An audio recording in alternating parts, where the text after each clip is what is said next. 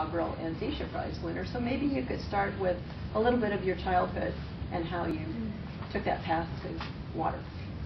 Well, I was born in 93, so that turns 19 this year. And I came from the first 7 years of my life, I came from quite a really rich family. And then my dad succumbed to cancer in the year 2000.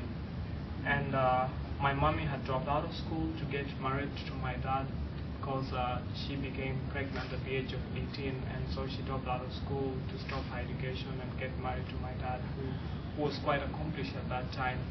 And 7 years down the line, when they have 3 kids, me and my 2 other siblings, my dad dies of cancer, and so, and my mom, all her hope at that time started disappearing, and so as time went on, poverty started encroaching in our family, started losing some of the property that we had, and by the time I was the age of 14, things had totally changed for us. We couldn't even afford a basic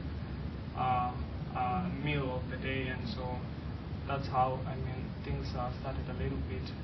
And in the year 2007, when we were reaching at the peak of experiencing financial constraints as a family, I fell ill of dysentery, and that's a waterborne disease after consuming contaminated water. And so that led me to establishing a manual wheel-driven borehole, which I'd invented the technique behind it in class. And I established this borehole, and today it serves a community of 5,000.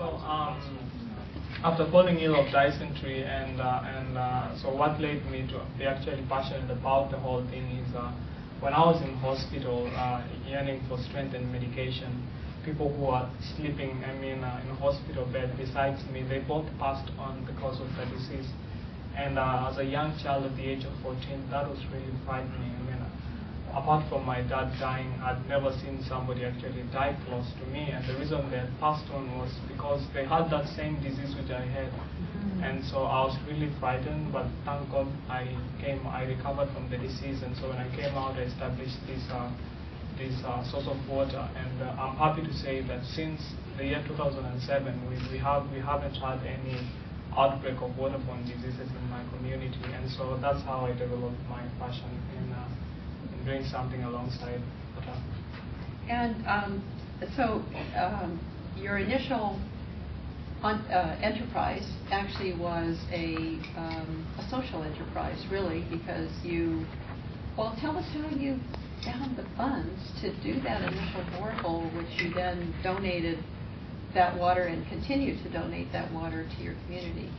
So what happened is after my dad died and I went to primary school, and we never used to have money, so any little money that I could get from my mom and my friends, I used to save it. I was quite keen when it came to money.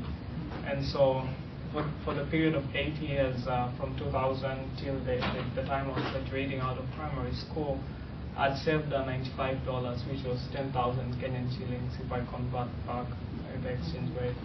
And so I used this $95 to hire cheap manual labor from the community and get people to drill a borehole.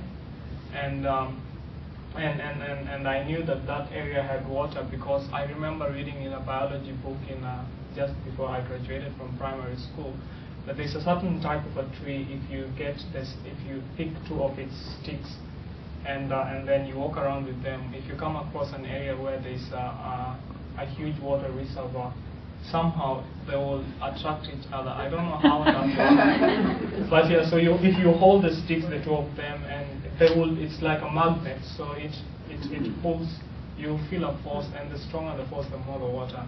And I had identified that tree as one of the local trees around. Actually, Chris came home and saw that, and he tried it out. And so I used that technique to know that in a certain community land there's a lot of water, and so I got people to dig it, and then I used one of my projects that I'd been working on. So I was trying to work on a principle how we could be able to reduce risks when people remove water from boreholes, because what used to happen is that people would have a bucket tie a rope on it and then throw it in the inside the borehole and then physically pull it. And that was really risky because some kids could fall inside the borehole, or in the process of pulling it, if you get tired, the thing can pull you back. And so I've been working on a way in which you can be able to use cheap materials, that is use a bicycle wheel and use some ropes and see how you can be able to use that to get water out of the borehole without you having to risk anything. And so I came up with a way through which you can be able to put a rope over the bicycle wheel, and then created something called a pulley, which was basically a 20-liter can filled with cement and rubber tubes, and that was inserted deep in the borehole. And so when you rotate this bicycle wheel and the rope goes down, and the rope has rubber, it has small intervals of rubber tied to it. It creates a suction force. So if you rotate it twice, it fills the pulley with water. The next time you rotate it, it pumps it out. And so I came up with that technique, and the first time when we tried it out, it worked, and people were so amazed by it. And as time went on, the United States Agency for International Development, USAID, funded us to make the project more efficient, and today so many people can be able to use it. And over time, do you have plans for this part of the project, not Skydrop, we haven't gotten there yet, but to increase the number of boreholes, or? So we are partnering with some organization and the local government to be able to replicate that in other communities, because like I've just said, it's now serving a population of 5,000 households, and during the dry seasons it really gets worse because the other communities know that there's water in my community, and so other people will travel very long distance and come there very, very early in the morning. As far as 3 a.m. you find people with huge trucks, and so there's no way you can be able to tell who is really from my community. And even if I can be able to tell who is from my community, it becomes really hard for us to put regulative measures and say that, okay, this is only for these people. And again, over time, as time went by, one source of water serving 5,000 households, it's really puts a lot of pressure in it, because you could find people there, queuing all day. And so we opened up a way through which the borehole has now 3 outlets. So one is meant for animals, and the 2 others are meant for people. So the southern community accesses it from one end, the northern community from one end.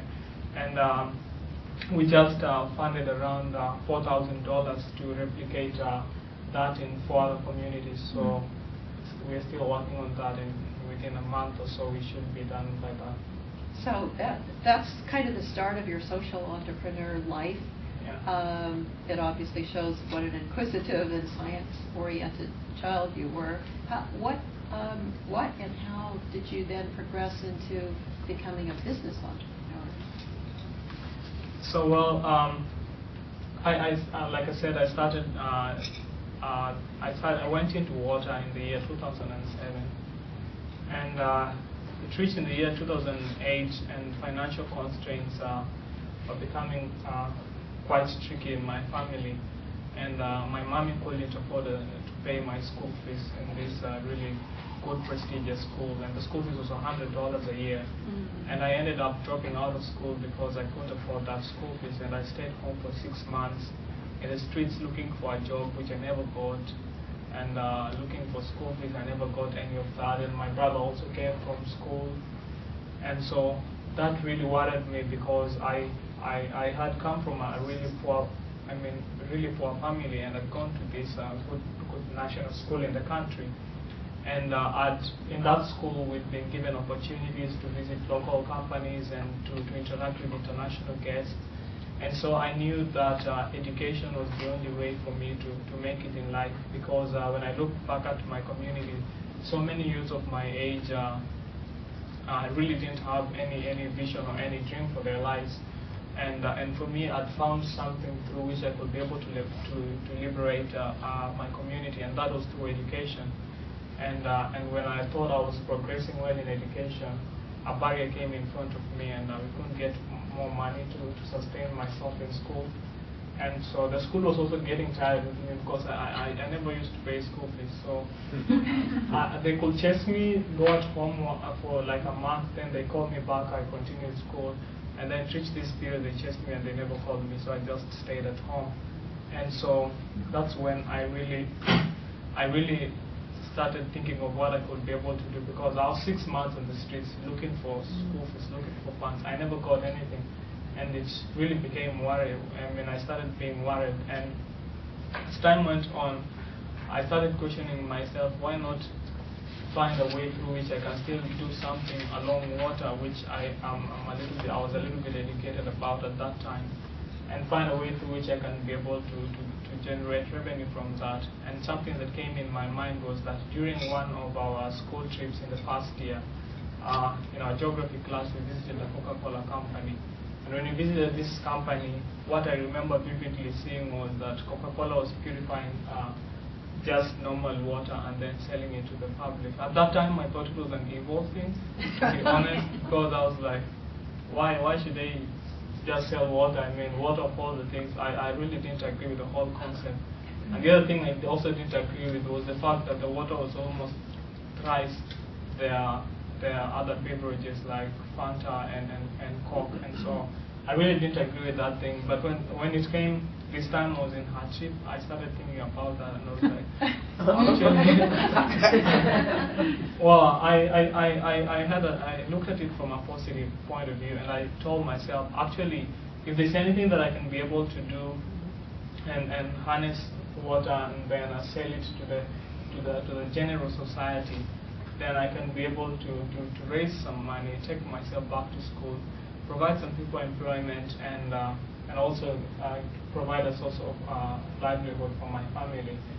And so what came in my mind was the fact that Coca-Cola and the other well-established bottling water companies, there are only two which I knew at that time, is that they sold their water to supermarkets and to hotels. And to the normal citizens, that was something that was far-fetched, out of their reach, because people didn't even go buy goods from the supermarket. It was like almost 1.5 times the normal price, because they were quite expensive. And so what ended up happening is, I say that if I'm supposed to do this, then I'll produce water and sell it to all these other retail stores at a very cheap price. That was my target. And so that's how I started thinking about becoming an entrepreneur as far as water is concerned.